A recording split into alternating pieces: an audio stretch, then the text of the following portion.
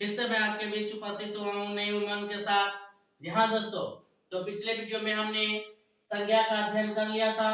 अब उसका महत्वपूर्ण 30 वस्तुनिष्ठ प्रश्न लेकर आया हूँ जो बिहार बोर्ड 2026 में पूछे जाने वाले क्वेश्चन होंगे। दोस्तों, जो भी वीडियो पुराना हमारा संज्ञा का नहीं देखे हैं वो जाकर संज्ञा का वीडियो देख लेंगे। फिर आपको ये 30 का 30 क्वेश्चन, एक भी क्वेश्चन नहीं छूटेगा, है ना। और आपके एग्जाम में संज्ञा से कहीं से भी क्वेश्चन आ जाए, बस इसी से रहेगा। इसी को आप अध्ययन कर लेंगे, एक मर्तबा इसको अध्ययन कर लेंगे, है ना, देख लेंगे इस वीडियो को। इसके अलावा आपको कहीं देखने की जरूरत, कहीं पढ़ने की जरूरत नहीं पड़ेगा। जी हाँ दोस्तों, 2026 का बिहार बोर्ड और में मैट्रिक और इंटर में महत्वपूर्ण भूमिका निभाएगा आपका आज का यह संज्ञा का ऑब्जेक्टिव। तो चलिए हम शुरू करते हैं पहला संज्ञा से, है ना। पहला क्वेश्चन आपका ये रहा, पुस्तक शब्द कौन संज्ञा है? पुस्तक शब्द कौन संज्ञा है? तो सबसे पहले हम जानेंगे कि पुस्तक के बारे में, तब हमें यह पता चलेगा कि पुस्तक कौन संज्ञा है। तो पुस्तक का मतलब क्या होगा? पुस्तक, जैसे कहेंगे कि पुस्तक महंगी हो गई या सरकारी पुस्तक पे ज्यादा जीएसटी लगा दिया, तो पुस्तक कहने से क्या अर्थ निकल कर आता है? पुस्तक कहें हम कि पुस्तक महंगी हो गई, मतलब पूरी पुस्तक का बोध हो गया। जब पूरे का बोध होगा तो क्या कहलाएगा? जातिवाचक संज्ञा। हमने पढ़ा था कि जब पूरे जाति का बोध कराता है उसे जातिवाचक संज्ञा कहते हैं। तो पुस्तक क्या हो जाएगा? पूरे पुस्तक का बोध कराता है, ये हो जाएगा जातिवाचक संज्ञा। चलिए नेक्स्ट क्वेश्चन लेकर चल देखते हैं। कहता है कुर्सी शब्द क्या है? कुर्सी शब्द क्या है? व्यक्तिवाचक संज्ञा, जातिवाचक संज्ञा, भाववाचक संज्ञा या समूहवाचक संज्ञा? तो कुर्सी, फिर हम कुर्सी के बारे में पहले जानेंगे कि कुर्सी क्या है। कुर्सी के बारे में हम फिर जानेंगे कि कुर्सी क्या है। तो कुर्सी क्या है? जैसे कहेंगे कुर्सी टूटी थी, क्या कहेंगे? कुर्सी टूटी थी, या कुर्सी मजबूत होती है। कुर्सी मजबूत होती है। इससे क्या मतलब निकल कर आता है कि पूरे कुर्सी का बोध हो गया। हमने कहेंगे कि कुर्सी नहीं है, मतलब पूरे कुर्सी है, क्लास में जितनी है, चाहे सभा में जितनी है, पूरे कुर्सी का बोध हो जाएगा। तो जब पूरे का बोध कराएगा उसे क्या कहेंगे? तो उसे कहेंगे जातिवाचक संज्ञा। तो कुर्सी में क्या हो जाएगा? जातिवाचक संज्ञा। नेक्स्ट क्वेश्चन, नेक्स्ट कह रहा है कि रक्षा बंधन कौन संज्ञा है? रक्षा बंधन कौन संज्ञा है? तो सबसे पहले हम जानेंगे रक्षाबंधन के बारे में। तो रक्षाबंधन क्या है? किसी खास त्योहार का नाम। तो हमने कहा था कि किसी खास नाम को क्या कहते हैं? तो खास नाम को व्यक्तिवाचक संज्ञा कहते हैं। तो रक्षाबंधन किसी खास त्योहार का नाम है, तो क्या हो जाएगा? व्यक्तिवाचक संज्ञा, है ना। रक्षाबंधन क्या है? तो रक्षाबंधन व्यक्तिवाचक संज्ञा। आगे आगे कह रहा है कि दिवाली शब्द संज्ञा है। दिवाली शब्द संज्ञा है, अर्थात दिवाली कौन सा संज्ञा है? तो फिर दिवाली क्या हो जाएगा? किसी खास त्योहार का नाम। तो किसी खास त्योहार का नाम होगा तो क्या हो जाएगा? व्यक्तिवाचक संज्ञा।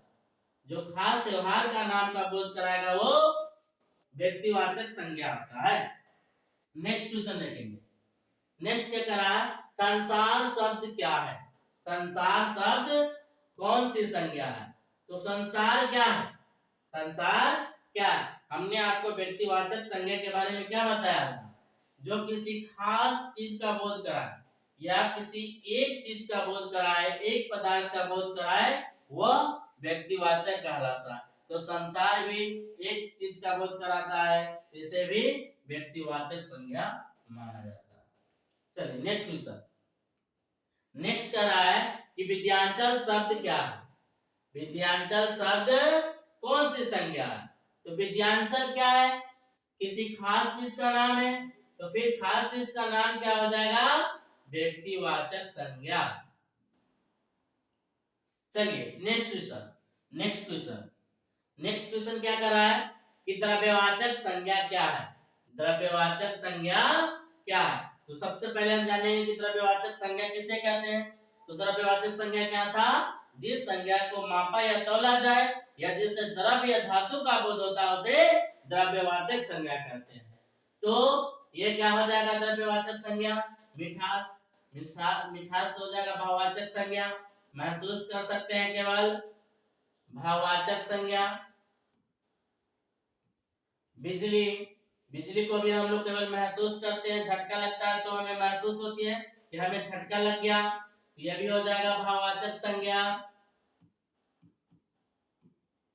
पानी, हाँ, तो पानी को हम लोग क्या करते हैं? मापते हैं, तो जो मापनी या तौलने के बोध में आता है वो द्रव्यवाचक संज्ञा कहलाती है।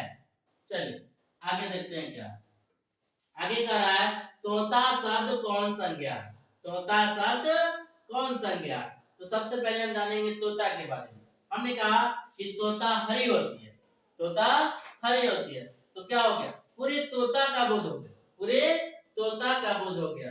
इसका मतलब है कि जो पूरे जाति का बोध कराता है उसे क्या कहते हैं? द्रव्यवाचक संज्ञा। तोता हरी होती है, तो पूरे तोता का बोध करा दिया, तो ये क्या हो जाएगा? ये हो जाएगा जातिवाचक संज्ञा, है ना? जो पूरे जाति का बोध कराया उसे जातिवाचक संज्ञा कहते हैं। ठीक है, आगे देखते हैं। आगे कह रहा है दया शब्द कौन संज्ञा है? जातिवाचक संज्ञा, व्यक्तिवाचक संज्ञा, भाववाचक संज्ञा या समूहवाचक संज्ञा? तो दया, दया मीन्स क्या होता है? कोई दया करे, है ना? तो दया को हम लोग देख सकते हैं नहीं, छू सकते नहीं, केवल महसूस कर सकते हैं। तो महसूस करने वाली चीज क्या होता है? भाववाचक संज्ञा होता है ना? जातिवाचक संज्ञा तो होगा नहीं, दया तो जाति का बोध कराएगा नहीं। व्यक्तिवाचक, ये किसी का नाम भी नहीं है ना? ये समूह का भी बोध नहीं करा रहा है, ये क्या हो जाएगा? भाववाचक संज्ञा। हाँ, अगर किसी का नाम दया है तो फिर हो सकता है व्यक्तिवाचक संज्ञा, लेकिन यहाँ नाम का बोध नहीं है। चलिए आगे देखते हैं। तांबा शब्द क्या है? तांबा शब्द कौन संज्ञा है? तो तांबा क्या होता है? तांबा को हम लोग क्या करते हैं? तौलते हैं, तो जो तौलने या मापने के क्रम में आता है उसे क्या कहते हैं? द्रव्यवाचक संज्ञा। ये सभी जो है आपको बिहार बोर्ड में पूछा हुआ क्वेश्चन सब है ना? तो तांबा क्या हो जाएगा? द्रव्यवाचक संज्ञा। आगे करा राजपाल शब्द कौन संज्ञा है? राजपाल शब्द कौन संज्ञा है? तो सबसे पहले हम राजपाल को जानेंगे। हम कह सकते हैं कि मुख्यमंत्री की नियुक्ति कौन करता है? राज्यपाल। तो राज्यपाल कहने का मतलब क्या हो जाएगा? पूरी राज्यपाल जाति का बोध हो जाएगा। तो जाति का जब बोध होगा, पूरे जाति का बोध होगा, तो क्या हो जाएगा? जातिवाचक संज्ञा। ठीक है, आगे देखते हैं। आगे क्या कहता है? सूरदास कौन सा शब्द है? कौन सी संज्ञा है? सूरदास शब्द कौन सा संज्ञा है? तो पहले जानेंगे सूरदास के बारे में, फिर उसके बाद क्लियर हो जाएगा। सूरदास किसी का नाम है, सूरदास किसी का नाम है। तो हम जानते हैं कि किसी के खास नाम को क्या कहते हैं? तो किसी के खास नाम को व्यक्तिवाचक संज्ञा कहते हैं, अर्थात सूरदास क्या है? व्यक्तिवाचक संज्ञा है। आगे देखते हैं। आगे क्या कर रहा है? तुम्हें क्या चाहिए कौन सर्वनाम? ओ सर्वनाम का आगे। चलिए नेक्स्ट क्वेश्चन, जो वीडियो जो है हम सर्वनाम का ही देखेंगे। ये सर्वनाम का जो है आ गया है ना? तो ये सर्वनाम से क्वेश्चन आ गया हुआ है, तुम्हें क्या चाहिए? तो क्या हो जाएगा? ये हो जाएगा सर्वनाम का है, तो क्या चाहिए मतलब प्रश्न का बोध करा रहा है, तो ये क्या हो जाएगा? प्रश्नवाचक सर्वनाम हो जाएगा। ठीक है, आगे देखते हैं। आगे कह रहा है संज्ञा शब्द है। संज्ञा शब्द है, कौन सा शब्द है संज्ञा? निज, निज तो सर्वनाम होगा, ये होगा नहीं। आगे देखेंगे हम लोग सर्वनाम का भेद किसमें देखेंगे। निजवाचक सर्वनाम, निश्चय ये भी सर्वनाम होता है। वीरता और पढ़ना, पढ़ना क्या हो जाएगा? पढ़ना तो क्रिया होता है, तो यह पढ़ना क्या होगा? संज्ञा नहीं होगा, संज्ञा क्या हो जाएगा? वीरता। ठीक है, आगे देखते हैं। आगे कह रहा है पानी है, द्रव्यवाचक संज्ञा, समूहवाचक संज्ञा, भाववाचक संज्ञा या जातिवाचक संज्ञा? तो हम लोग पानी को क्या करते हैं? मापते हैं, तो जो मापने या तौलने के क्रम में आता है उसे क्या कहते हैं, उसे द्रव्यवाचक संज्ञा कहते हैं। चलिए आगे देखते हैं। आगे क्या कर रहा है, कोसी नदी प्रत्येक वर्ष बाढ़ लाती है। कोसी नदी प्रत्येक वर्ष बाढ़ लाती है। यहाँ कोसी नदी क्या है, कोसी क्या है, कौन सी संज्ञा है? तो कोसी कौन सी संज्ञा हो जाएगा, जातिवाचक संज्ञा, समूहवाचक संज्ञा, व्यक्तिवाचक संज्ञा या द्रव्यवाचक संज्ञा। कोसी नदी मतलब किसी खास नदी का नाम है कोसी। तो किसी खास नदी का नाम अगर कोसी होगा तो वो क्या कहलाएगा, वो कहलाएगा व्यक्तिवाचक संज्ञा। जो खास चीजों का बोध कराता है उसे व्यक्तिवाचक संज्ञा कहते हैं। आगे क्या करा, आगे करा रामायण शब्द किस संज्ञा का उदाहरण है। तो सबसे पहले हम रामायण के बारे में जानेंगे। रामायण क्या है, किसी खास ग्रंथ का नाम है ना। तो किसी खास चीज का जो नाम होता है वो क्या हो जाएगा, वो हो जाएगा व्यक्तिवाचक संज्ञा। तो रामायण व्यक्तिवाचक संज्ञा है। चलिए आगे देखेंगे। आगे कह रहा है सर्दी। सर्दी शब्द कौन संज्ञा है। तो सर्दी क्या है, सर्दी को हम लोग क्या करते हैं, महसूस करते हैं। सर्दी को हम लोग महसूस करते हैं। तो जो महसूस करने वाली चीजें होती है वो क्या कहलाती है, भाववाचक संज्ञा। चलिए आगे देखेंगे। आगे कह रहा है गंगा कौन संज्ञा। तो गंगा क्या है, किसी खास नदी का नाम है। तो किसी खास नदी का अगर नाम होगा तो वह कहलाएगा व्यक्तिवाचक संज्ञा। जो खास चीजों का बोध कराता है उसे व्यक्तिवाचक संज्ञा कहते हैं। आगे कह रहा है पहाड़ शब्द कौन संज्ञा। पहाड़ शब्द कौन संज्ञा। तो पहाड़ क्या हो जाएगा, व्यक्तिवाचक। किसी खास पहाड़ का तो नाम नहीं है, ये नहीं होगा। जातिवाचक संज्ञा, हाँ जातिवाचक संज्ञा होगा। पूरे पहाड़ का बोध करा देगा। हमने कहा पहाड़ ऊंची होती है तो पूरे पहाड़ का बोध होगा, ये हो जाएगा जातिवाचक संज्ञा। नेक्स्ट करा संज्ञा के कितने भेद होते हैं। संज्ञा के कितने भेद होते हैं। तो हमने इससे पहले वाला वीडियो में जाना था तो संज्ञा के कितने भेद होते हैं। जो लोग नहीं देखे हैं पिछला वाला वीडियो संज्ञा का जरूर देख लेंगे।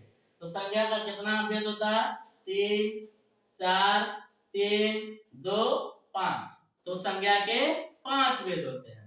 संज्ञा के 5 भेद होते हैं। कौन कौन, एक होता है व्यक्तिवाचक संज्ञा, एक होता है जातिवाचक संज्ञा, एक होता है द्रव्यवाचक संज्ञा,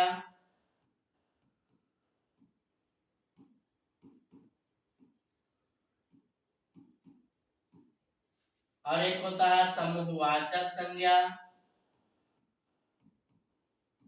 और लास्ट भाववाचक संज्ञा। तो संज्ञा के कितने भेद होते हैं, संज्ञा के 5 भेद होते हैं। कौन कौन, व्यक्तिवाचक संज्ञा, जातिवाचक संज्ञा, द्रव्यवाचक संज्ञा, समूहवाचक संज्ञा और भाववाचक संज्ञा।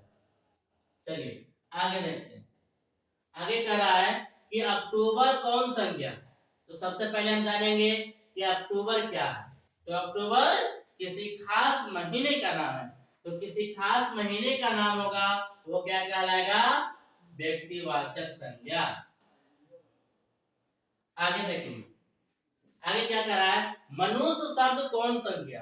मनुष्य शब्द कौन संज्ञा। तो सबसे पहले हम जानेंगे मनुष्य के बारे में। तो मनुष्य कहने से क्या अर्थ आता था, पूरे मनुष्य जाति का बोध होता है ना। हमने कहेंगे कि मनुष्य लालच होते हैं, लालची होते हैं। तो क्या होगा, पूरे मनुष्य का बोध हो जाएगा। तो पूरे मनुष्य का बोध होगा तो पूरे जाति का बोध होगा। तो पूरे जाति का बोध कराने वाला जातिवाचक संज्ञा कहलाता है। आगे देखेंगे। आगे कह रहा है आर्यावर्त कौन संज्ञा। तो सबसे पहले हम जानेंगे आर्यावर्त के बारे में। तो आर्यावर्त क्या है, किसी का नाम है। तो किसी का नाम क्या हो जाएगा, व्यक्तिवाचक संज्ञा। खास नाम को व्यक्तिवाचक संज्ञा कहते हैं। आगे देखेंगे। आगे कह रहा है हिंद महासागर कौन संज्ञा है। हिंद महासागर शब्द कौन संज्ञा है। तो हिंद महासागर क्या है, किसी खास सागर का नाम है। किसी खास सागर का नाम है। हिंद महासागर, प्रशांत महासागर जैसे होता है वैसे ये क्या हिंद महासागर। तो किसी खास सागर का नाम है तो ये क्या हो जाएगा व्यक्तिवाचक संज्ञा। जो खास नाम का बोध करा उसे व्यक्तिवाचक संज्ञा कहते हैं। नेक्स्ट कह रहा है कि ब्रह्मपुत्र नदी शब्द कौन संज्ञा। ब्रह्मपुत्र के बारे में यहाँ बात करें तो ब्रह्मपुत्र क्या हो जाएगा किसी खास नदी का नाम है। तो खास नदी के नाम को व्यक्तिवाचक संज्ञा कहते हैं। खास नाम को व्यक्तिवाचक संज्ञा कहते हैं। आगे कह रहा है कि उस विकारी शब्द को क्या कहते हैं जिसे किसी वस्तु भाव और जीव के नाम का बोध होता है। क्या उस विकारी शब्द को क्या कहते हैं जिससे किसी वस्तु भाव और जीव के नाम का बोध होता हो उसे क्या कहते हैं उसे कहते हैं संज्ञा, है ना। संज्ञा किसे कहते हैं किसी व्यक्ति वस्तु भाव जीव आदि के नाम का जो बोध कराए, जो नाम का बोध कराए, स्पेशली कहेंगे कि जो नाम का बोध कराता है उसे क्या कहते हैं तो उसे कहते हैं संज्ञा। चलिए आगे देखते हैं। आगे कह रहा है सावस, है ना। सावस शब्द कौन संज्ञा। तो सावस जो होता है कोई भी बहादुरी वाला काम करता है तो उसे सावस मिलता है ना। तो उसे हम देख सकते हैं नहीं। तो जो देखने वाला चीजें नहीं होता है केवल महसूस करने वाली चीज होती है उसे भाववाचक संज्ञा कहते हैं। चलिए आगे आगे कह रहा है कि ईद शब्द कौन संज्ञा। ईद शब्द कौन संज्ञा। तो सबसे पहले ईद के बारे में जानेंगे। ईद क्या है किसी खास त्योहार का नाम है।